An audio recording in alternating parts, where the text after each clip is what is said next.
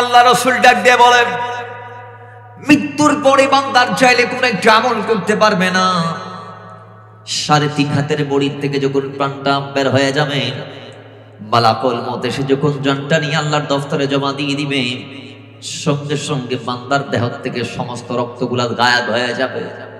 হাত থাকবে, হাতের শক্তি থাকবে না। চোখ থাকবে, চোখের ক্ষমতা থাকবে না। জবান থাকবে কিন্তু ভাষা থাকবে না, বলার ক্ষমতা থাকবে না।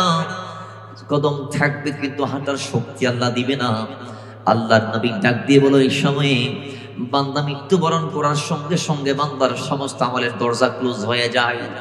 সেই চাইলে কবর থেকে ওঠার, নামাজ পড়তে পারে না, রোজা রাখতে পারে না, হজ করতে পারে না, যাকাত দিতে পারে না, মক্কা মদিনায় যেতে পারে না।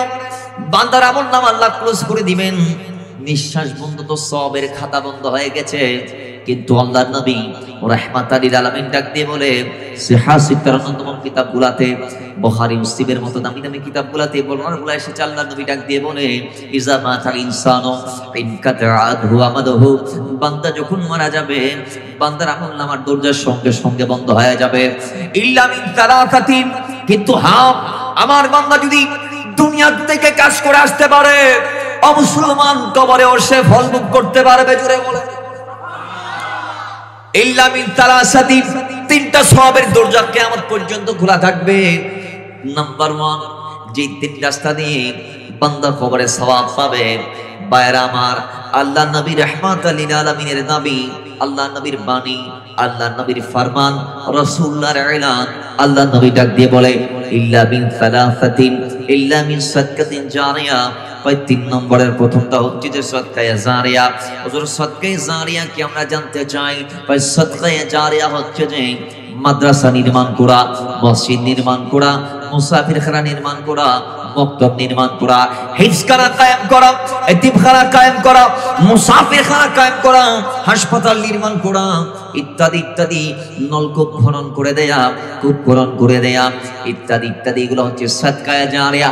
যদি কোনো আল্লাহর বান্দা আল্লাহর জমিনের মধ্যে একটা মসজিদ বানায়, একটা মাদ্রাসা বানায়, একটা হাফজখানা বানায়, একটা এতিমখানা বানায়, একটা মুসাফিরখানা বানায়, একটা হাসপাতাল বানায়, একটা কূপ যদি বান্দা কিয়ামত পর্যন্তের জন্য মানুষদের জন্য উন্মুক্ত করে দিয়ে যায়, একটা নলকূপ যদি খনন করে দিয়ে যাইতে পারে, ওই নলকূপের পানি কিয়ামত পর্যন্ত যারা খাবে, ওই মসজিদে কিয়ামত পর্যন্ত যারা নামাজ পড়বে, ওই মাদ্রাসায় কিয়ামত পর্যন্ত যারা ইলমে দ্বীন শিখবে আর শেখাবে, ওই মাদ্রাসা নির্মাণে যাদের হাত, আল্লাহ প্রত্যেকের কবরে কবরে কিয়ামত পর্যন্ত ইলমের সওয়াব দিয়ে ভরপুর করে দিতে থাকবে। জোরে বলেন সুবহানাল্লাহ। তেরে আওয়াজ শুনে নাই? আপনারা যারা বানাইছেন তারা এই জন্য বানাইছেন। 2 নাম্বার, এটাও এখানে আছে, রাসূল ডাক দিয়ে বলে, আউইনিন তাসাবিহি, 11 উস্তাদদেরকে বেতন দেওয়া হয় 5000 টাকা। কয় হাজার? আওয়াজ দেন, কয় হাজার? একটা সিএনজিওয়ালা মাসে কামায় 30,000-এর উপরে। একটা ব্যাংক চালক দৈনিক 1000 নিচে সে কামায় না। একজন রিক্সা চালক সে দৈনিক 1000-এর উপরে কামায়। গাড়ির ড্রাইভার, ট্রাকের ড্রাইভার লক্ষাধিক তাদের বেতন। মুসলমান একজন মুদির দোকানদার, তার দোকানে কর্মচারীকে বেতন দেয় 20,000-এর উপর, 18,000, 20,000, 15,000, ইত্যাদি ইত্যাদি আছে না নাই? একজন নাইট গার্ড বেতন পায় 15,000, 20,000। একজন ব্যাংকার 30 থেকে 35, 40, 45, 50, 1 লাখ, 1 লাখ, 2 লাখ। কথা ঠিক কি না? কিন্তু আল্লাহ নবী রাহমাতাল লিল আলামিন ব্যাংকারকে দামি বলে নাই। নবী বলেছেন, খায়রুকুম মান তাআল্লামাল কুরআনা ওয়া আল্লামাহু, কোরআন যিনি পড়ে আর যিনি পড়ায়, ওই ব্যক্তি আল্লাহর জমিনে দামি, তার চেয়ে দামি কোনো বান্দা নাই। তো মুসলমান দামি বান্দাদের বেতন এত কম কেন? প্রশ্ন করা হলো, উত্তর হবে একটি, এরা দুনিয়ার বেতন চায় না। আল্লাহ নবী রাহমাতাল লিল আলামিন ডাক দিয়ে বলেছে, আও ইমিন ইনতাফাবিহি, আও ইলমিন ইনতাফাবিহি। আল্লাহ নবী ডাক দিয়ে বলে, যারা দুনিয়াতে মানুষের কল্যাণে ইলম শিক্ষা দেয়, যারা মানুষদেরকে জানায়, তাদের ইলম হাসিল করে, ওই ছাত্ররা যদি আবার উস্তাদ হয়ে মানুষদেরকে শেখায়, তাহলে এই কিয়ামতের আগ পর্যন্ত ইলমের যে সিলসিলা, এই সিলসিলা সাপোজ আমরা আমাদের উস্তাদ থেকে পেয়েছি, আমরা আরেকজনকে শেখাবো, তারা আমাদের ছাত্ররা শিক্ষক হয়ে আরেকজনকে শিখাবে, তাদের ছাত্ররা আবার শিক্ষক হয়ে আরেকজনকে শেখাবে। ওই আল্লাহর নবী থেকে যে ইলম সাহাবায়ে কেরাম পেয়েছে, সাহাবায়ে কেরাম থেকে ওই ইলম তাবিরা পেয়েছে, তাবিঈদের থেকে ওই ইলম তবে তাবিঈরা পেয়েছে, তাদের থেকে উলামায়ে মুতাকাদ্দিমিনরা পেয়েছে ইলম, তাদের থেকে উলামায়ে মুতাআখিরিনরা পেয়েছে ইলম। তো এই ইলম আস্তে আস্তে কিয়ামত পর্যন্ত যে ইলমের সিলসিলা, ধারাবাহিকতা, এই ধারাবাহিকতায় এই যাত্রাপথে যারা সারথি হবে, এই ধারাবাহিকতায় যারা শরীক শামিল হবে, আল্লাহ তাদের মৃত্যুর পরও কিয়ামত পর্যন্ত ইলমের সিলসিলা দ্বারা জারিয়ার সারি রাখার কারণে, ইলমের সিলসিলাতে তাদের ভূমিকা থাকার কারণে আল্লাহ ওই উস্তাদদের কবরে কিয়ামত পর্যন্ত তাদের ছাত্রদের চর্চার ইলমের সওয়াবগুলো দিতে থাকবে। জোরে বলেন সুবহানাল্লাহ। যে আমাদের সমাজে সূরা ফাতিহা জানা না এরকম কি কোনো মুসলমান আছে? 7 বছরের বাচ্চা সূরা ফাতিহা জানে। রাসূল পাক যেটাকে উম্মুল কোরআন বলছেন, কোরআনের মা বলছেন, সূরা ফাতিহা আলহামদুলিল্লাহ রাব্বিল আর রহমানির মালিকি ইয়াকা নাবুদু ইহদিনাস সিরাতাল মুস্তাকিম সিরাতাল লাযিনা আনআমতা গায়রিল মাগদুবি ওয়ালা। তাহলে এটা সবাই জানে কি জানে না? বলেন বলেন, জানে কি জানে না? আরো জোরে জানে কি জানে না? শিখছেন কোত্থেকে? মক্তব থেকে। কোত্থেকে? ইফখানার থেকে। কোত্থেকে? ইতিমখানার থেকে। কোত্থেকে? মাদ্রাসার থেকে। সূরা ফাতিহার যে সিস্টেম, এটা আমরা আমাদের উস্তাদ থেকে শিখেছি, আমরা আমাদের ছাত্রদেরকে শিখাচ্ছি। এর একদিন বড় হয়ে তাদের ছাত্রদেরকে শিখাবে, তারা একদিন বড় হয়ে তাদের ছাত্রদেরকে শিখাবে, তারা একদিন বড় হয়ে তাদের ছাত্রদেরকে শিখাবে। এই ইলমের যে সিলসিলা সর্বপ্রথম জমিনবাসীকে সূরা ফাতিহা দিয়েছে আল্লাহর নবী, সাহাবায়ে কেরাম আল্লাহর নবী থেকে পেয়ে দিয়েছে তাবিঈদেরকে, তাবিঈরা পেয়ে দিয়েছে তবে তাবিঈদেরকে। তাহলে এই সূরা ফাতিহা যেটা মক্কায় নাজিল হয়েছে, আল্লাহর নবীর কলম থেকে যেটা আস্তে আস্তে আজকে বাংলার জমিন পর্যন্ত চলে আসছে, এই সূরা ফাতিহা মানুষকে শেখাতে গিয়ে যারা অবদান রেখেছে, শেখানোর কারণে ওই উস্তাদরা কিয়ামতের আগ তক কবরে সওয়াব পাইতে থাকবে। জুড়ে বলেন সুবহানাল্লাহ। নবী বলে 2 নম্বর সওয়াব সেই রাস্তা দিয়ে যাবে। 3 নম্বর আউওয়ালাদিন সালিহিন ইয়াদউনাহু। আল্লাহর নবী রাহমাতাল লিল আলামিন ডাক দিয়ে বলছে, হে আমার উম্মতরা, আর 3 নং যে রাস্তা দিয়ে কিয়ামতের ঘটিত সওয়াব আসতেই থাকবে, আসতেই থাকবে, আসতেই থাকবে। সেই রাস্তা হচ্ছে ওই রাস্তা যেই রাস্তা দিয়ে তোমরা তোমাদের ছাত্রদেরকে, তোমরা তোমাদের সন্তানদেরকে তোমরা মাদ্রাসার মধ্যে ভর্তি করিয়ে দিয়েছো, মাদ্রাসার মধ্যে ভর্তি করিয়ে তোমাদের সন্তানদেরকে ইলমে দ্বীন হাসিল করার জন্য দিয়ে দিয়েছো। যেমন যে আজকে বাদরকিল রেহানাত তার ইবতিদায়ী মাদ্রাসা, এইখানে ক্লাস 1 থেকে 3 থেকে 5 পর্যন্ত ছাত্রদেরকে এই শিক্ষাগুলো দেওয়া হচ্ছে। আপনি যদি আপনার সন্তানকে এখানে ভর্তি করায় দিতে পারেন, আপনি আগামী এই সবার পর এই হেফজখানার ঘাস ধরবে, ওই হেফজখানাতে যদি ভর্তি করা এটা দিতে পারেন, তাহলে আপনার সন্তান একজন সুসন্তান হয়ে গঠিত হয়ে সে যদি মৃত্যুর পর আপনার কবরের পাড়ে দাঁড়িয়ে অথবা নামাজের মুসল্লায় বসে অথবা নামাজের পরে অথবা যে মুহূর্তে হোক না কেন, আউওয়ালাদিন সালিহিন ইয়াদউনাহু, আপনার সন্তান যখন আপনার জন্য দোয়া করবে হাত উঠাই, রব্বির হামহুমা কামা রব্বায়ানি সগীরা। রব্বি, আল্লাহ, আমার মা ছোট্ট অবস্থায়, আমার বাবা ছোট্ট অবস্থায় আমার প্রতি যেরকম দয়া করেছে, তুমি তাদের প্রতি সেরকম দয়া করো। তবে আমি যখন আপনার আমার মার কবরের সামনে দাঁড়িয়ে মুসল্লার মধ্যে বসে আমরা যখন দোয়াটা করব, আল্লাহর হাবিব বলে সেই দোয়া আল্লাহ কবুল করবে এবং সন্তানের দোয়ার সাদাকায় আল্লাহ মা বাবার কবরকে জান্নাতের বাগান বানিয়ে দিবে। এজন্য বলা হয়েছে আউওয়ালাদিন সালিহিন ইয়াদউনাহু। মৃত্যুর পরে যদি এই সন্তানদের থেকে দোয়া নিতে চান, দোয়া পাইতে চান, তাহলে দোয়া যেখানে শেখায় ছেলেদেরকে সেখানে দেওয়ার দরকার আছে না নাই? না কেজি স্কুলে দিবেন? বলেন না, কেজি স্কুলে দিবেন, হাই স্কুলে দিবেন, প্রাইমারি স্কুলে দিবেন? আমি বলবো প্রাইমারি স্কুলে দেন, সমস্যা নাই, হাই স্কুলে দেন, সমস্যা নাই। তার আগে মাদ্রাসায় তো ক্লাস 5 পর্যন্ত পড়া। কতটুক? জোরে বলেন কতটুক? ক্লাস 5 পর্যন্ত অন্তত আপনি আপনার বাড়ির পাশে দূরে যাওয়ার দরকার নাই, আপনার বাড়ির পাশে বাদরকিল রেহানাত তার ইবতিদায়ী মাদ্রাসা, এখানে 5 পর্যন্ত পড়ান। আমি গ্যারান্টি দিব আপনার সন্তান দোয়া করার যত সিস্টেম আছে আল্লাহ আপনার সন্তানকে শিখিয়ে দিবে এই মাদ্রাসার টিচারদের মাধ্যমে। আপনারা তো মনে করেন আমার সন্তান আলেম হইলে আমরা না খাই মরবো, রাস্তা রাস্তা ভিক্ষা করবো, সন্তান 5,000 টাকা বেতন পাবে, এগুলো দেখি নিজের বউরা খাওয়াবে না আমাদেরকে খাওয়াবে।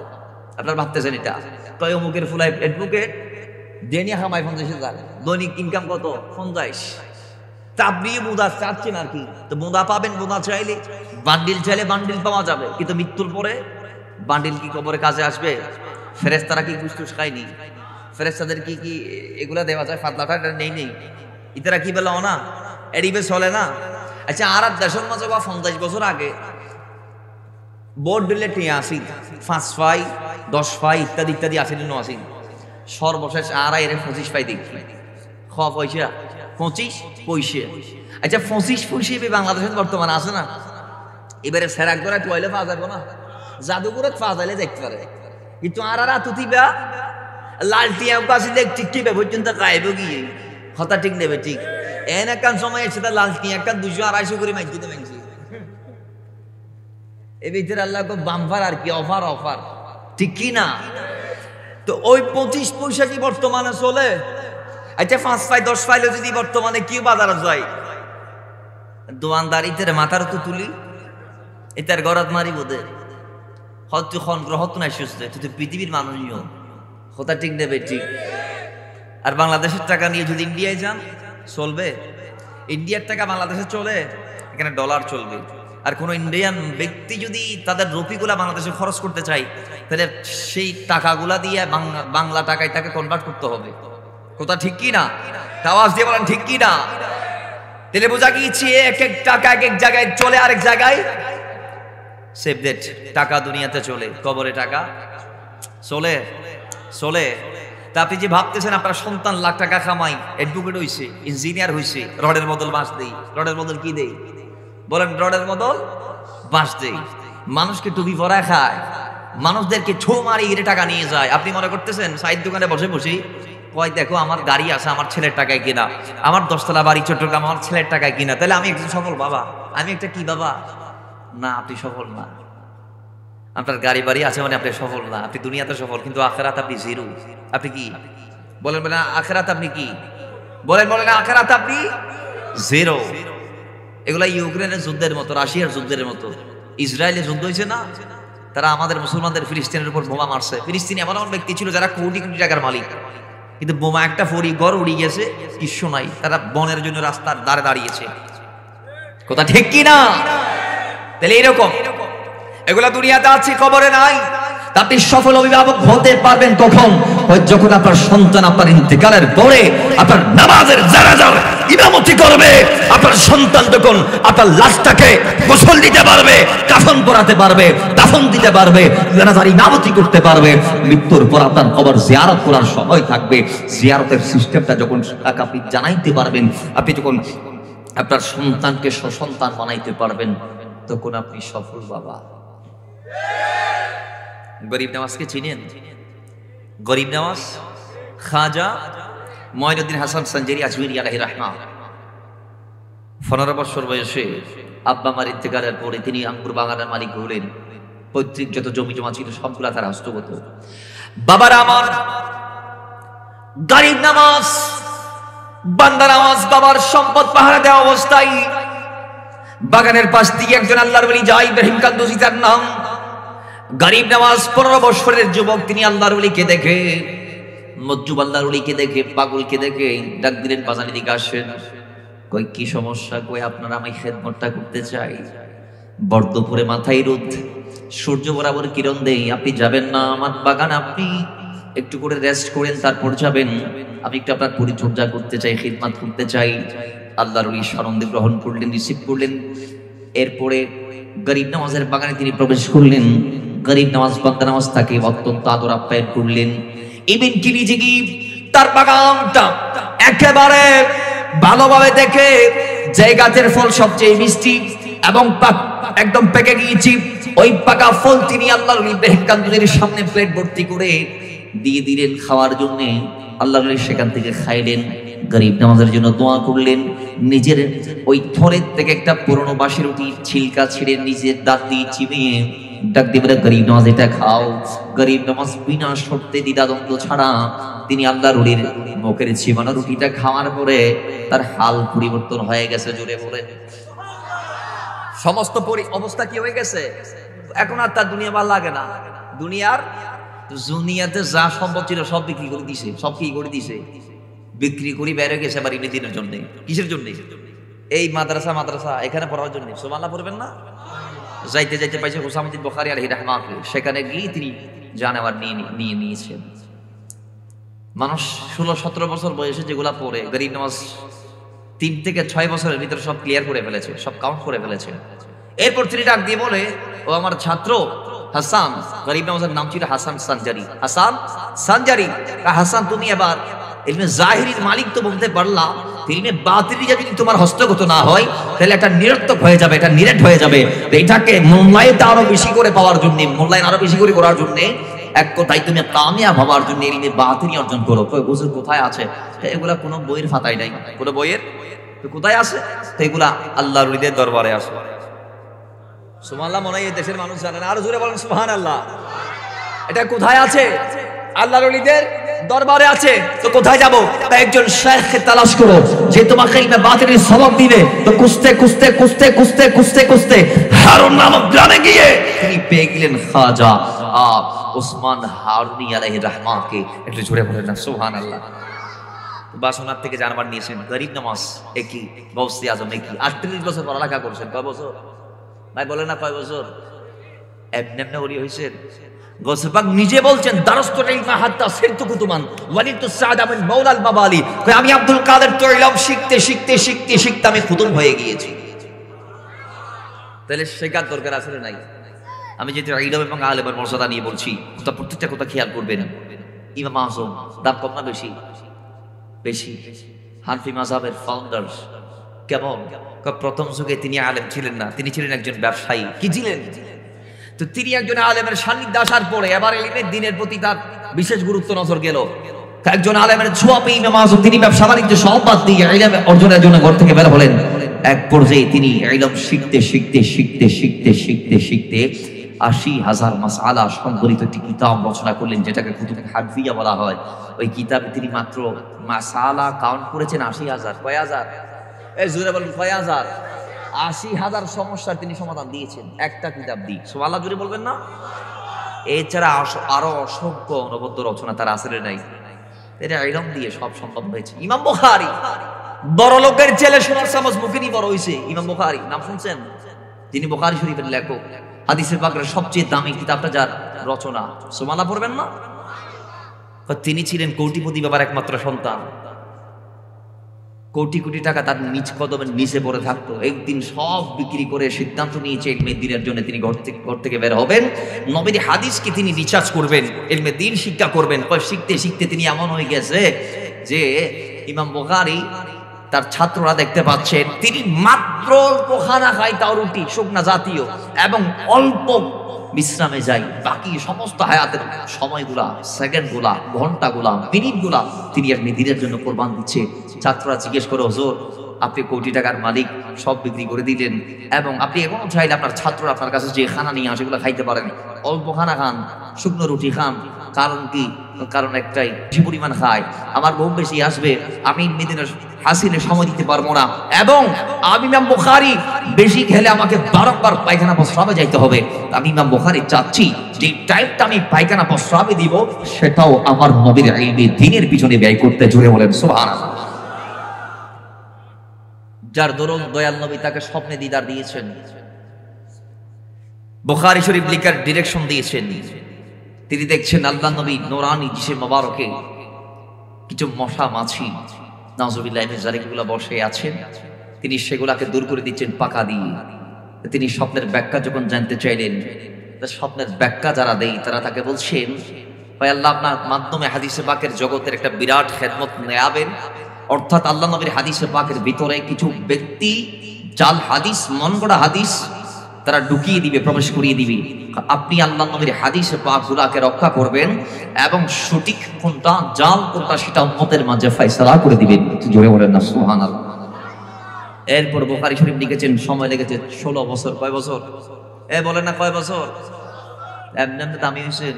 একটা হাদিস নেওয়ার জন্য মাইলের পর মাইল সফর করেছেন, গিয়ে উসুল হাদিসের কোষ্ঠী পাথর দিয়ে যাচাই করে এরপরে এটাকে সহিহ মনে হলে তারপরে তিনি সেটা লিখার আগে 2 রাকাত নামাজ, ওযু এবং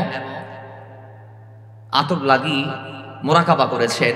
মুরাকাবায় রাসূল যদি এসে বলে, হে ইমাম বুখারী এটা আমার হাদিস, কথা আমার, তুমি লিখতে পারো, তাহলে লিখেছেন, নালে লিখেন নাই। সুবহানাল্লাহ পড়বেন না? প্রভৃতির জমিনে সফর করে 6 লক্ষ হাদিস তিনি হস্তগত করেছেন, সংগ্রহ করেছেন। সেখান থেকে 1 লক্ষ হাদিস পেয়েছেন সহিহ। সেখান থেকে 7,500 তিনি বুখারী শরীফে কোট করেছেন, কাউন্ট করেছেন। বাকিগুলা অন্যান্য হাদিসের কিতাব আসছে, অন্যান্য মুসান্নিফরা কোট করেছেন তাদের নিজ নিজ কিতাবের সংকলনে। সুবহানাল্লাহ পড়বেন না? তাহলে খেদমত কম করছে না বেশি করছে? এজন্য তিনি দামি হয়েছে। এজন্য তিনি কি হয়েছে? দামি হয়েছে। ইমাম সাহাবায়ে কেরাম তারা তো আল্লাহ নবীর বারান্দায় বসে থাকতো নবীর থেকে ইলম নেওয়ার জন্য। আল্লাহ নবী যে বলেছেন, আমি ওই নবী যে নবীর সিনায়ে পাক আল্লাহ সমস্ত ইলম দিয়ে দিয়েছে, আল্লাহ তো নিজে ইলম দিচ্ছে, আর রহমান আল্লামাল কোরআন। আজকে আমার নবীকে অনেকেও শিক্ষিত বলে, নাউজুবিল্লাহ জোরে বলবেন না? আমার নবীর সিনার মধ্যে সমস্ত জ্ঞান আছে না নাই? একটু আওয়াজ দিবেন, আছে না নাই? আমার নবীকে নবী আল উম্মি বলে। উম্মি মানে হচ্ছে সমস্ত জ্ঞান বিজ্ঞান ইলমের মূল আমার নবী। সুবহানাল্লাহ পড়বেন না? বাইরে আমার আল্লাহ পাক দয়াল নবীকে দুনিয়ার কারো উস্তাদ থেকে, কোন প্রতিষ্ঠান থেকে ডিগ্রি কেন দেন নাই একটি কারণে। মাওলা আলী বলেছেন, মান তাআল্লামা হারফান ফাহুয়া মাওলাহু। দুনিয়াতে কেউ যদি আপনাকে একটা শব্দ শেখায়, একটা বাক্য যদি কেউ শেখায়, কিয়ামত পর্যন্ত তার স্থান আপনার উপরে, সে আপনার উস্তাদ হওয়ার কারণে। আল্লাহর নবীকে যদি কেউ এক শব্দ শেখায়, সে নবীর উস্তাদ হয়ে যাবে। মাওলা আলী বলছে, উস্তাদ চাইলে ছাত্ররে বিক্রি করতে পারে, তা আল্লাহ চাই নাই নবীর উস্তাদ দুনিয়াতে কেউ থাকুক। এজন্য আল্লাহ ডাক দিয়ে বলে, হাবিব ইয়া রাসূলুল্লাহ, ও মদিনাওয়ালা নবী, আমি রহমান আপনাকে শিক্ষা দিয়েছি, আর রহমান আল্লামাল কোরআন। ধরে বলেন সুবহান। কোরআনে সব আছে না নাই? তিবিয়ানাল লিকুল্লি শাই, সেখানে সব আছে। নবী আল্লাহ আপনাকে কতটুকু শিখিয়েছেন আমরা একটু জানতে চাই। আপনার ইলমের দৌরাত্ম আমরা জানতে চাই, কতটুকু আল্লাহ আপনাকে জানিয়ে দিয়েছেন আমরা জানতে চাই। কোরআন বলছে, ওয়া আল্লামাকা মা লাম তাকুন তা'লাম ওয়া কানা ফাদলুল্লাহি আলাইকা আযীমা। ভাই আমার নবীর যা জানা ছিল না, আল্লাহ আমার নবীকে সব জানিয়ে দিয়েছে।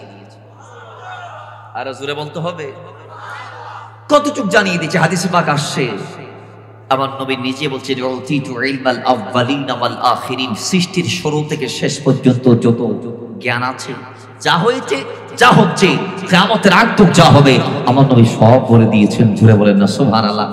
আমার নবী এত বড় জ্ঞানী, যিনি আগের জ্ঞানও রাখেন, সময়ের জ্ঞানও রাখেন, এবং পরবর্তী জ্ঞানও রাখেন, পূর্ববর্তী জ্ঞানও রাখেন। বর্তমান জ্ঞান থেকে শুরু করে পরবর্তী সমস্ত জ্ঞান যার ধনভাণ্ডার আল্লাহ দিয়ে দিয়েছে। কখন দিয়ে দিয়েছে জানেন? আল্লাহ নবীর হাদিস, আল্লাহ নবী যখন মেরাজে গেলেন, ওই সময় আল্লাহ নবী আরশ আজিমে পৌঁছার পর আরশ থেকে আল্লাহর হাবিবকে এক ফোঁটা পানি খাইয়ে দেওয়া হয়েছে। রাসূল ডাক দিয়ে বলে, সেই এক ফোঁটা পানি আল্লাহ আমাকে আরশ থেকে পান করিয়ে সব জানিয়ে দিয়েছে। হাদিসে পাক আসছে, নবী মিম্বরে দাঁড়িয়ে সব বলে দিয়েছে, মিম্বরে বসে এক বছর তো সব বলে দিয়েছে। আনাস ইবনে মালিকের হাদিস আসে, হযরত আনাসের হাদিস আসছে যে আল্লাহ নবী মিম্বরে রাসূলে বসে, মসজিদ নববীর মিম্বরে বসে সকাল থেকে যোহর, এরপরে যোহর থেকে আসর, আসর থেকে মাগরিব, তিনটা ওয়াক্তের কথা আসছে। আরেক বর্ণনার মধ্যে আসছে যোহর থেকে আসরের কথা। যাই হোক, ওই একই বসাতে আল্লাহ নবী সব উম্মতদেরকে জানিয়ে দিয়েছে। আনাস বলছেন, যারা স্মরণ রাখার তারা রেখেছে, যারা ভুলে যাওয়ার তারা ভুলে গিয়েছে, কিন্তু আল্লাহ নবী সেদিন এক বসাতে সব বলে দিয়েছে। নবী তিনি জানে বিদায় বলতে পারছে। বলতে পারে কে? যিনি জানে। বলতে পারে কে? যিনি জানে। যিনি জানে তাকে জ্ঞানী বলা হয়। সুবহানাল্লাহ জোরে বলেন, আর একটু জোরে বলেন না সুবহানাল্লাহ। বাইরে আমার এই জন্য আল্লাহর কোরআন ডাক দিয়ে বলছেন, সূরা মুজাদালার মধ্যে আল্লাহ পাক ইলান দিচ্ছি, ইয়ারফাইল্লাহু আল্লাযীনা আমানু মিনকুম ওয়াল্লাযীনা উতুল ইলমা দারাজাত। জোরে বলেন আল্লাহু আকবার। আল্লাহ পাক ডাক দিয়ে বলে, এই বান্দা, তোমাদের ভিতর যাদের সিনাকে আমি আল্লাহ ইলম দিয়ে ভরপুর করে দিয়েছি, যারা জানো, ও দুনিয়ার মানুষ, তোমরা ঈমান আনার পরে যাদেরকে জ্ঞান দান করা হয়েছে, তারা এমন ব্যক্তি জমিনের যাদের অসংখ্য তারা যত অসংখ্য মর্যাদা আল্লাহ নিজে বুলন্দ করে। জুড়ে বলেন সুবহান। তাহলে যাদের জ্ঞান আছে তাদের শান বাড়াই কি? আওয়াজ দিয়ে বলেন কে? যারা জানে তাদেরকে প্রমোট করেছেন কে? একটু আওয়াজ দিয়ে বলেন, তাদেরকে প্রমোট করেছেন কে? এই আয়াতের ব্যাখ্যায় ওমর ইবনে খাত্তাব বলছেন, রাসূলুল্লাহ সাল্লাল্লাহু আলাইহি ওয়াসাল্লাম বলেছেন, এই আয়াতে আল্লাহ তাআলা কয়, কোরআনের মাধ্যমে কোন জাতিকে উন্নতি করেন, আবার অন্য জাতিকে অবনত করেন। এই জিনিসটা বুঝিয়েছেন, যেহেতু মুসলমানদেরকে আল্লাহ এই কোরআন দিয়ে, জ্ঞান দিয়ে, ইলম দিয়ে, হিলম দিয়ে, হিকমতের মাধ্যমে তাদেরকে আল্লাহ পাক দামি করেছেন, উন্নত করেছেন। আর যারা ওই কোরআনকে মেনে নেয় নাই, কোরআনকে যারা জানার চেষ্টা করে নাই, কোরআনের ইলমকে যারা হাসিল করে নাই, তারা অবনত হয়েছেন, ঝুঁকে গিয়েছেন। আরেক বর্ণনার মধ্যে আসছে, হয় আল্লাহর হাবিব সাল্লাল্লাহু আলাইহি ওয়াসাল্লামের চাচতো ভাই হযরতে আব্দুল্লাহ ইবনে আব্বাস ভিন্নভাবে বলেছেন। আব্দুল্লাহ ইবনে মাসউদ বলেছেন, এই আয়াতে আল্লাহ পাক আলেমদের প্রশংসা করেছেন, এবং জামিলুল আহকামুল কোরআনের মধ্যে এটা বলা হয়েছে। এরপর ইবনে কাইয়িম রাহমাতুল্লাহ আলাইহি বলেছেন এখানে আল্লাহ পাক সুবহানাহু ওয়া তাআলা ইলম যারা হাসিল করে দুনিয়াতে, যারা ছাত্র এবং ছাত্র থেকে যারা আলেম হয়, রাফাইল্লাহুল্লাযীনা আমানু মিনকুম ওয়াল্লাযীনা উতুল ইলমা দারাজাত দ্বারা ওই আলেমদের কথা আল্লাহ পাক বলে দিয়েছেন। জুড়ে বলেন সুবহানাল্লাহ। তাহলে এদের দাম কম না বেশি? একটু আওয়াজ দিয়ে বলেন কম না বেশি? আল্লাহ পাক সুবহানাহু ওয়া তাআলা এইভাবে আলেমদের সম্মানকে জায়গায় জায়গায় তুলে ধরেছেন। কিভাবে দেখেন, আল্লাহ পাক সুবহানাহু ওয়া তাআলা ডাক দিয়ে বলছেন, ও দুনিয়ার মানুষ, গোটা দুনিয়া যাদের মুখাপেক্ষী তারা হচ্ছে আলেমরা। তারা কারা? একটু জোরে বলুন, তারা কারা? আলেমরা। কেন? আল্লাহ পাক কোরআন কারীমে জানিয়ে দিয়েছে সূরা আম্বিয়ার মধ্যে, সূরা নাহলের মধ্যে, ফাসআলু আহলা যিকরি ইন কুনতুম লা তা'লামুন। তোমরা যারা জানো না, তোমরা যারা জানো না, যাদের কাছে ইলম নাই, তোমরা ইলম ওয়ালাদের কাছে যাও। কাদের কাছে? যারা জানে তাদের কাছে, এবং গিয়ে জিজ্ঞেস করো, জানতে চাও যে আমি এটা জানি না, আমাকে জানিয়ে দেন। আল্লাহ পাক সুবহানাহু ওয়া তাআলা নিজে ইরশাদ করেছেন কোরআন কারীম দিয়ে, দুই জায়গায় কথা বলা হয়েছে। তাহলে বোঝা গিয়েছে গোটা দুনিয়া আল্লাহ তাদের দিকে ঝুঁকিয়ে দিয়েছেন। দুনিয়া তাদের কদমে যাবে, মানুষ তাদের দিকে যাবে। তাদেরকে প্রমোট করেছেন কে? একটু জোরে বলুন কে? এখানে আহলা যিকির দ্বারা ইমাম কুরতুবী বলেছেন আব্দুল্লাহ আব্বাসের বরাতে, আহলু যিকির হচ্ছে আহলুল কোরআন, অর্থাৎ কোরআনের জ্ঞান যাদের ভিতর আছে, ইলম যাদের অন্তরে আছে, এরা হচ্ছে আহলে যিকির। আল্লাহ এদের কদমে বান্দাদেরকে যাইতে বলেছেন জানার জন্য। সুবহানাল্লাহ। আমরা আমাদের ছাত্রদেরকে যদি জানাই দিতে চাই, তাহলে মাদ্রাসায় পাঠানোর দরকার আছে না নাই? আওয়াজ দিয়ে বলেন আছে না নাই? আরো অসংখ্য হযরত আব্দুর রহমান আস-সাদি রাহমাতুল্লাহ বলেছেন, এই আয়াতে জ্ঞানীদের প্রশংসা আল্লাহ করেছেন। তাফসীরে সাদির মধ্যে আসছে, সূরা নাহলের 43 নং আয়াতের তাফসীরে। এরপরে আরো অসংখ্য বর্ণনার মধ্যে আসছে, কয় আহলে যিকির যারা আছে, যারা জানে, আল্লাহ গোটা দুনিয়া তাদের কদমের দিকে ধাবিত করে দিয়েছেন এই আয়াতের বরাতে। সুবহানাল্লাহ। যদি বলবেন না, আমরাও যদি আমাদের সন্তানদেরকে দামি বানাইতে চাই, তাহলে দামি হওয়ার আগে তাদেরকে শেখানোর দরকার আছে না নাই? এই শেখানোর মারকাজ হচ্ছে জামিয়া, শেখানোর মারকাজ হচ্ছে মাদার ইবতিদায়ী মাদ্রাসা, শেখানোর মারকাজ হচ্ছে চট্টগ্রাম সুবহানিয়া আলিয়া, শেখানোর মারকাজ হচ্ছে চট্টগ্রামের আলামিন বারিয়া থেকে শুরু করে যত দামি দামি নাম করা প্রতিষ্ঠান আছে, নেসারিয়া থেকে শুরু করে প্রত্যেকটা প্রতিষ্ঠান, আসার উলুম থেকে শুরু করে প্রত্যেকটা প্রতিষ্ঠান, এগুলো হচ্ছে জানার মারকাজ। এখানে গেলে মানুষের শান বেড়ে যায়, মান বেড়ে যায়, জীবনের মান বেড়ে যায়। এক কথায় তারা আলেম হওয়ার সঙ্গে সঙ্গে আল্লাহ পাক গোটা দুনিয়া আলেমের কদমে ঝুঁকিয়ে দেয়। সুবহানাল্লাহ। জোরে বলেন। আল্লাহ আমাদের সন্তান একজনকে হলেও আলেম হওয়ার তৌফিক দান করুন। এদের কারণে দুনিয়া আখিরাত আপনাদের দাম বাড়বে, নূরের তাজ পাবেন। আল্লাহ পাক নিজে কুদরতি আরশের পাশে একটা আপনার জন্য মাকান দিবেন। আপনাকে যেদিন আরশের ছায়া ছাড়া কোনো ছায়া থাকবে না, সেদিন ছায়ার ব্যবস্থা করে দিবেন। আল্লাহ পাক নিজে আপনাকে রহমতের চাদর দিয়ে জড়িয়ে দিবেন যদি একজন সন্তানকে আলেম হাফেজ বানাইতে পারেন। ও মুসলমান, কেন আপনার সন্তানকে আলেম বানাবেন? আরেকটু শুনুন, আল্লাহ নবী রাহমাত লিল আলামিন ডাক দিয়ে বলছে যে আল্লাহর এই জমিনে একমাত্র আলেম হচ্ছে ওই ব্যক্তি যার জন্য খুদ রব্বানা থেকে শুরু করে সমগ্র মাখলুক দোয়া করে। আর জুড়ে বলেন না সুবহানাল্লাহ। আবু দাউদ শরীফের হাদিসে আসছে, দয়াল নবী রাহমাত লিল আলামিন বলেছেন যে আল্লাহর এই জমিনে, আসমানে আহলে সামা, আহলে দুনিয়া এবং খুদ রব্বানা নিজেও সবগুলা পুরো আসমান এবং জমিনের সমস্ত বাসিন্দারা, ইভেন কি পানির নিচের মাছ পর্যন্ত প্রার্থনা করতে থাকে আলেম ব্যক্তির জন্য। জোরে বলেন না সুবহানাল্লাহ। আবু দাউদ শরীফের মধ্যে আসছে। এরপরে সহিহুল জামের মধ্যে আসছে, আল্লাহ নবী রাহমাত লিল আলামিন সৃষ্টির সব কিছুই দ্বীনি শিক্ষা দানকারীর জন্য দোয়া করে, এমনকি সমুদ্রের মাছ পর্যন্ত। তার এই দুটা হাদিস আসছে, যারা আলেম আছে এদের জন্য আল্লাহ, ফেরেশতাকুল, মালায়েকা, জমিনের যত সৃষ্টি আছে, এমনকি পানির নিচের মাছ পর্যন্ত তাদের জন্য দোয়া করতে থাকে যে আল্লাহ তুমি আলেমদেরকে সেভ করো, তাদের শান বাড়াও, তাদের মান বাড়াও। আল্লাহ এদের মান কেমন বাড়িয়েছে? এমন বাড়াইছে তারা দুনিয়ার থেকে যাওয়ার পরে দুনিয়াতে কোনো ভুলভাল করলেও কিয়ামতের মাঠে আল্লাহ তাদের বিচার করবে পর্দার ভিতর থেকে। তার মানে ভিতরে কি হরিণ, বাইরে মেজুন অদেইব, কেন বড় উরি হরণ। সুবহানাল্লাহ। দাম কম না বেশি? আওয়াজ দিবেন, কম না বেশি? বাইরে আমার এইভাবে আল্লাহ নবী বারবার এলান দিয়েছি, বৈজ্ঞানিক দ্বারা যারা আল্লাহ পাকের একত্ববাদের শিক্ষা দেয়, দুনিয়ার মানুষদেরকে ইলমে দ্বীন হাসিল করার পরে সেই ইলম দিয়ে মানুষদেরকে ডাক দেই, মানুষের কাছে সঠিক ইলমটা পৌঁছাই।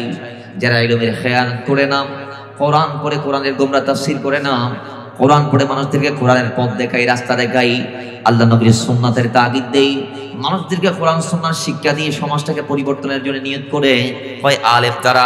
আল্লাহ নবী রাহমাতুল লিল আলামিন ডাক দিয়ে বলে আলেম তাদের শান, তাদের মান কেমন জানেননি? আল্লাহ নবী রাহমাতুল লিল আলামিন নিজে বলে দিয়েছেন, আমি রাসূল আমার উম্মতের আলেমদের ব্যাপারে আমি আগ থেকে বলে দিচ্ছি, উলামা উম্মতি কা আম্বিয়া বনি ইসরাইল। আল্লাহ নবী ডাক দিয়ে বলে আমার উম্মত তাদের তুলনা ওই যে বনি ইসরাইলের নবীদের মতো। আর হাদিসের মধ্যে আল্লাহ নবী নিজে এলান দিচ্ছি, আসমানের তারার সাথে আমার আলেমদের সম্মান। আসমানের তারা যেমন সৃষ্টির মধ্যে শ্রেষ্ঠ, আলেমদের শান হচ্ছে ওই আসমানের তারার মতো। আরেক হাদিসের মধ্যে আসছেন চাঁদের মতো। আরেক হাদিসের মধ্যে আসছে আল্লাহ নবী ডাক দিয়ে বলে, ভাই আমার উম্মত এগুলো আমার ওয়ারিস, ভাই আল উলামা ওয়ারাসাতুল আমবিয়া, আমার উম্মতের আলেমরা আমি নবীর ওয়ারিস। কোন আল্লাহ নবীর কোন দিক থেকে তারা ওয়ারিস প্রাপ্ত হয়েছে জানেননি? ওই আল্লাহ নবী দুনিয়া থেকে গিয়েছেন, সম্পদ দিয়ে যান নাই, মাল দিয়ে যান নাই, গাড়ি বাড়ি দিয়ে যান নাই। কিয়ামত পর্যন্ত উম্মতদেরকে ইলম নামক মিরাজটা আল্লাহ নবী রাহমাতুল লিল আলামিন দিয়ে দিয়েছেন। একটাকে কোরআন বলা হয়, আরেকটাকে সুন্নাহ বলা হয়। ওই কোরআন সুন্নাহর ধারক বাহক হিসেবে কিয়ামত পর্যন্ত জমিনের মধ্যে যারা টিকে থাকবে তারাই হচ্ছে উম্মতের আলেমরা। তো আমার আল্লাহ নবী জন্য ডাক দিয়ে বলে, উম্মতরা তোমাদের ভিতর যারা আলেম আছে এরাই আমার ওয়ারিস, এদের কাছে যদি যাও আমি নবীর সম্পদের মালিকানা তোমরাও লাভ করতে পারবে। তার মানে আলেমের কাছে যদি কেউ ছাত্র হয়ে যায়, সে কোরআন সুন্নাহ শিখে সেও আলেম হতে পারবে। জোরে বলেন সুবহানাল্লাহ। মাদ্রাসা তোয়ানোর দরকার আছে না নাই? এখানে ছাত্র দিলে লাভ আছে না নাই? ওইটা ভাববেন না যে আমার সন্তান না খায় মরবে, এটা বাবার দরকার। সন্তান এমন আলোকিত হবে যে আপনার সন্তানের আলো পুরো পৃথিবীকে আলোকিত করার জন্য যথেষ্ট হয়ে যাবে। সুবহানাল্লাহ জোরে বলেন। তবে মাদ্রাসাটা সুন্নি মাদ্রাসা হতে হবে। কোন মাদ্রাসা? একে তো নুরানি অসংখ্য আছে, হেফজখানা অসংখ্য আছে, কিন্তু কোন হেফজখানার হাফিজরা সাহেবদের অন্তরে, হাফিজ সাহেবদের অন্তরে কার, কোন মাদ্রাসার কোন হাফিজের অন্তরে নবীর প্রেম আছে এটা দেখা বড় দরকার। কারণ ওস্তাদ যদি গোমরা হয় তাহলে সেই ছাত্রকে কি সঠিক পথ দিতে পারবে? আরে ভাই ড্রাইভার যদি মতখোর হইলি, ড্রাইভার যদি তোর গাড়ি জাহানের মধ্যে মারন না, মাতন না, গাড়ি জাহানের মধ্যে, আর ড্রাইভার যদি সহি হয় তাহলে এড়িয়ে যাত্রীও নিরাপদ পাইব, ফরানলে বাসাত ফিরতে পারিব, গন্তব্য যাইতে পারিব। কথা ঠিক নেবে? ঠিক। তো ড্রাইভার চাই দিবেন, ড্রাইভার চাই গাড়ি ধরিবেন, টিচার চাই মাদ্রাসা ছাত্র দিবেন, মাদ্রাসার নাম চাইবেন, এটা না ছাত্র স্লোগান নিবে আসরে নাই চাইবেন, এটা আল্লাহর ওলির দেয়া পথ নির্দেশিকা আসরে নাই চাইবেন। কারণ হদ উল্টো ফুল্টো ছাত্রর কাছে গেলে এবার আল্লাহ রসুল না ফাইবে, শয়তান পর্যন্ত ফাইব দে, শয়তানের ফাইব দে। এবার আল্লাহ রসুল ফাইবের লাই আল্লাহ রসুলের পথ যারা আছে এন্ডিল ওস্তাদ লাইব। কথা ঠিক নেবে? ঠিক। আর একটা না বড় ওরি মাত্র ঠিক নেবে? ঠিক। এবং হাদিসে পাক আসছে আলেম এটার দাম কেমন? কয় আল্লাহ নিজে ইলা দিয়েছেন, ইন্নামা ইয়াখশাল্লাহ মিন ইবাদিহিল উলামা। আল্লাহর এই বান্দাদের ভেতরে যারা আলেম আছে এরাই একমাত্র আল্লাহকে ভয় করে। আল্লাহ পাক আরেক আয়াতে ডাক দিয়ে বলছেন, তোমাদের মাঝে টাকাওয়ালাদের বড়ই দাম, তোমরা পয়সাওয়ালাদেরকে বড় সম্মান করো, আর আমি আল্লাহ সম্মান করি, ভালোবাসি। আমি আল্লাহর কাছে দামি কে জানো? ইন্না আকরামাকুম ইনদাল্লাহি আতকাকুম। যাদের অন্তরে আল্লাহর ভয় আছে এরা আল্লাহর কাছে দামি। আল্লাহর ইলান এই আয়াতে ইলান দিচ্ছে, ইন্নামা ইয়াখশাল্লাহ মিন ইবাদিহিল উলামা। আরে আলেমরা আল্লাহকে অত্যন্ত অধিক পরিমাণ ভয় করে, বিদায় তাদের দাম আল্লাহর কাছে অনেক বেশি। জুড়ে বলেন সুবহানাল্লাহ। আলেম তাকে বলে যিনি কোরআন পড়ে হালালকে হালাল জানে, হারামকে হারাম জানে। কথা ঠিক কি না? কোরআন পড়ে যিনি কোরআনকে মেনে চলে আলেম তাকে বলে। কিন্তু কোরআন পড়ছে, কোরআনে আছে একটা, সে করতেছে আরেকটা, সেটা কি আলেম হবে? এটা কি আলেমের বৈশিষ্ট্য হতে পারে? তাকে কি আলেম বলা যাইতে পারে?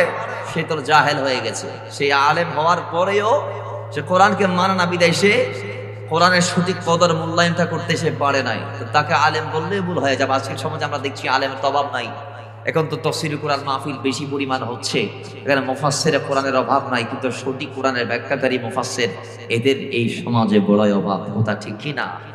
আমরা দেখি তাফসীরুল কোরআনের নাম দিয়ে আজকে নবী রাসূল বিরোধী কথা বলা হয়, আল্লাহ নবীর শানে এমন কথা বলা হয় যেগুলো একজন ঈমানদার কখনো বলতে পারে। আল্লাহ কোরআনে বলে দিয়েছেন লা তাকুলু রায়না, এরপর যদি কোনো ঈমানদার রায়না বলে সে আর ঈমানদার না, সে বেঈমান হয়ে গেছে। সে কি হয়ে গেছে? মাথায় রাখবেন, সারা জীবন নেক কাজ করে ইন্তেকালের আগে কুফরি একটা করলে কাফের হওয়ার জন্য যথেষ্ট। কথা ঠিক কি না? তো এই জন্য দয়াল নবীর ক্ষেত্রে শব্দ চয়ন আমাদেরকে সর্বোচ্চ সতর্কতা অবলম্বন করার দরকার আছে না নাই?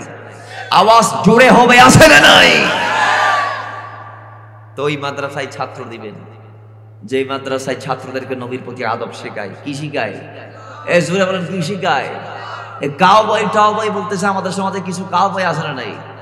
জোরে বলেন, আছে না নাই? চাকর বানায় ফেলতেছে আমার নবীর, নাউজুবিল্লাহি মিন যালিক। সে আমার নবীর হাতে ছাগলের রশি দেখে, সে আমার নবীর হাতে ছাগলের কি দেখে? রশি দেখে। যেই নবীর হাতে ছাগলের রশি, ওয়াল্লাহি হাদিসে পাক আসছে ওই নবী কিয়ামতের দিন হাশরের মাঠে লাওয়ায়ে হামদের পতাকা তার হাতের মধ্যে নিবে। দয়াল নবী বলছেন যে পতাকার নিচে আদম থেকে শুরু করে ঈসা পর্যন্ত যত নবী আসে সব নবীরা ওই পতাকার নিচে থাকবে, কিন্তু পতাকা থাকবে আমার নবীর হাতে। যে নবীর হাতে সে ছাগলের রশি দেখে, ওই নবীর হাতে আল্লাহ দু জাহানের চাবিকাঠি দিয়ে দিয়েছে। সে যেই নবীকে নাউজুবিল্লাহি মিন যালিক রাখাল বলছে, কাউবয় বলছে নাউজুবিল্লাহ, সেই নবী, ওই নবী যেই নবীর হাতে আল্লাহ সুবহানাহু ওয়া তাআলা জান্নাতের সুপারিশের কলমটা দিয়ে দিয়েছে। নবী বললে যাবে, না বললে পার পাওয়া যাবে। এই বেয়াদবগুলা সেগুলা দেখে, একটু আওয়াজ দিবেন, এই বেয়াদবগুলা সেগুলা দেখে না। এই জন্য আলেম চয়ন করার আগে দেখতে হবে অন্তরটা, যে অন্তরে হব্ব রাসূল আছে কিনা। শয়তানের কাছেও তো ইলমের ঘাটতি নাই। কথা ঠিক কিনা? শয়তানের ছাত্র হয়ে লাভ আছে? শয়তানের ছাত্র হলে লাভ আছে?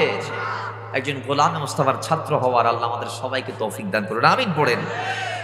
এবার আসুন, আরো অসংখ্য দ্বারা জাতের কথা এখানে আছে, সময় তো সংক্ষেপ, আমরা ওদিকে যাইতে পারছি না। আমরা যদি শর্ট করে বলি, এই আলেমদের সমাজ, আলেমদের এত মান আল্লাহ রাসূল দিয়েছে যে আল্লাহর হাবিব বলতে বলতে বলতে বলতে আলেমদের সম্মান, ইজ্জত, আজমতের কথা বলতে বলতে অসংখ্য বলেছেন। আলেমরাই কোরআনের সঠিক ব্যাখ্যা বুঝি, আলেমরাই সালাতের ইমামতি করবে, জ্ঞানীদের জন্য কোরআন নিদর্শন, জ্ঞানীদের জন্য আল্লাহ কোরআনকে নাসির করেছি, এরাই কোরআনের ধারক বাহক, এরাই দুনিয়াতে কোরআনের সঠিক চর্চাটা করবে। এবং আলেম ও জাহেল তারা কখনো এক নয়। আল্লাহ পাক নিজে ডাক দিয়ে বলছেন, কুল হাল ইয়াস্তাউইল্লাযীনা ইয়ালামুনা ওয়াল্লাযীনা লা ইয়ালামুন, যারা জানে আর যারা জানে না এরা এক নয়। আল্লাহ পাক আরো কোরআনুল কারীম দিয়ে অসংখ্য আয়াত দিয়েছে আলেমদের ব্যাপারে। আল্লাহ নবী ডাক দিয়ে বলছেন, আলেম যারা আছে তোমরা তাদের কদর করবা। মুসনাদ আহমদের মধ্যে আসছে, যে ব্যক্তি লাইসা মিন উম্মতি মাল্লাম ইউজিল্লু কাবীরানা ওয়া ইয়ারহাম সাগীরানা ওয়া ইয়ারিফ লিআলিমিনা হাক্কাহু। আল্লাহ নবী ডাক দিয়ে বলে, সেই আমার উম্মত নয় যে বড়দের সম্মান করে না, ছোটদের স্নেহ করে না, আলেমদের সম্মান করে না, আলেমদের সম্পর্কে জ্ঞান রাখে না, এই ব্যক্তি আমার উম্মত নয়। তাহলে এখানেও আল্লাহ নবী বলেছেন আলেমদের কদর করা লাগবে। এরপরে আলেমরাই বিবেক সম্পন্ন। আল্লাহর হাবিব এলান দিয়েছে, আলেম না থাকলে সমাজে ফিতনা আসবে, নবীজির এলান এবং আল্লাহর কোরআনের এলান দিয়েছে। এরপরে আল্লাহ পাক সুবহানাহু ওয়া তাআলা এই আলেমদের মাধ্যমে ইলমকে কিয়ামতের আগে উঠিয়ে নেবেন। তাইলে বোঝা গিয়েছে হাদিস কোরআন দিয়ে, সময় তো শর্ট, আমাদের অনেক লিঙ্গার আলোচনা রয়ে গিয়েছে, বিদায় আমরা শর্টের দিকে যাচ্ছি। তাহলে বোঝা গিয়েছে কোরআন হাদিস দিয়ে আল্লাহ রাসূল এই জিনিসটা আমাদেরকে বোঝাতে চেয়েছেন যে আলেমদের মান, মর্যাদা, সম্মান অসংখ্য, অগণিত, অত্যন্ত বেশি, এবং আল্লাহ রাসূল তাদেরকে মর্যাদা দিয়েছে, এই দারাজাতটুকু দিয়েছে একমাত্র কোরআন আর হাদিসকে তাদের বুকে লালন করার কারণে। জোরে বলেন না সুবহানাল্লাহ। আমাদের সন্তানদেরকেও যদি আমরা দামি বানাইতে চাই, তাহলে আলেম বানার দরকার আছে না নাই? একটু আওয়াজ দিয়ে বলেন, আছে না নাই? এই হাফিজিয়া মাদ্রাসা এখানে খোলার জন্য এরা নিয়ত করে ফেলেছে। হাফেজ বানালে সন্তানকে কি লাভ? আল্লাহ নবী ডাক দিয়ে বলছেন, মান কারাআল কুরআনা ফাস্তাযহারাহু ফাআল্লাহু হালালাহু ওয়া হারামা হারামাহু আদখালাহু আল্লাহুল জান্নাহ ওয়া শাফাআহু ফি আশরাতি মিন আহলি বাইতিহি ওয়া ক্বাদ ওয়াজাবাত লাহুন নার। আবু দাউদের মধ্যে আসছে, ইবনে মাজার মধ্যে আসছে, সুনানু মুসনাদ আহমদ ইবনে হাম্বলের মধ্যে আসছে, সুনান নাসাইর মধ্যে আসছে, মিশকাতুল মাসাবির মধ্যে আসছে হাদিস কানা। নবী ডাক দিয়ে বলে যে কোরআন শিখতে পেরেছে, কোরআন মোতাবেক চলতে পেরেছে, কোরআন যেটাকে হালাল বলেছে সেটা মেনেছে, যেটাকে হারাম বলেছে সেটাকে বর্জন করেছে, এক কথায় কোরআন মোতাবেক যেই জীবন পরিচালনা করতে পেরেছে, সেই ব্যক্তি আল্লাহর জমিন থেকে বিদায় নেওয়ার পরে সে জান্নাতে যাবে। আদখালাহুল্লাহুল জান্নাহ, সেই জান্নাতে যাবে। ওয়া শাফাহু, এবং আল্লাহ পাক তাকে কাল কিয়ামতের মাঠে অনুমতি দিবেন শাফাআতের। কয়জন? ফি আশরাতি মিন আহলি বাইতিহি, তার পরিবারের 10 জনকে সে জান্নাত দিতে পারবে। হন্ডিলে ব্যক্তি কদ ওয়াজাবাত লাহুন নার, যাদেরকে আল্লাহ বলে দিয়েছে যা জাহান্নামে চলে যা। কোথায় যা? জাহান্নামে চলে যা। এরকম 10 জন দৃষ্টিপ্রাপ্ত জাহান্নামীকে একজন হাফেজ কোরআন, একজন আলেম, সেই শাফাআত করে জান্নাত দিতে পারবে। তাহলে এরকম একটা হাফেজিয়া মাদ্রাসার আজকে প্ল্যানিং আমরা ইনশাআল্লাহ এটার জন্য আপনাদের দ্বারা দ্বারা যাব, আপনাদেরকে বলবো, আপনারা সাড়া দিবেন। আসুন এরপর রাসূল কি বলছেন আরেক হাদিসে? আল্লাহ নবী বলছেন, মান ইস্তাযহারা বিল কোরআন, যিনি কোরআন শিখে, কোরআন শিখেছে, খাফাফাল্লাহু তাবারাকা ওয়া তাআলা আন আবওয়াইহিল আযাব, আল্লাহ তার আব্বা আম্মার কবরের আযাবকে ঠান্ডা করে দিবেন, শিথিল করে দিবেন। সুবহানাল্লাহ জুড়ে বলেন। তাহলে সন্তানকে আলেম বানাইতে পারলে লাভ আছে না নাই? আরেকটু আমরা শুনি আল্লাহর কোরআন কি বলছে, দয়াল নবী রাহমাত আলিল আলামিন কি বলছে। কয় আল্লাহ নবীজির ইরশাদ হযরত মুআজ জোহানি রাহমাতুল্লাহ আলাইহি বলেছে হাদিস কানা, মান কারাআল কুরআন ওয়া আমিলা বিমা ফি, যিনি কোরআন পড়ে কোরআন মোতাবেক চলতে পারে, উলবিসা ওয়ালিদাহু তাজান ইয়াউমাল কিয়ামা, কিয়ামতের দিন তার আব্বা আম্মাকে আল্লাহ নূরের তাজ পরাবে।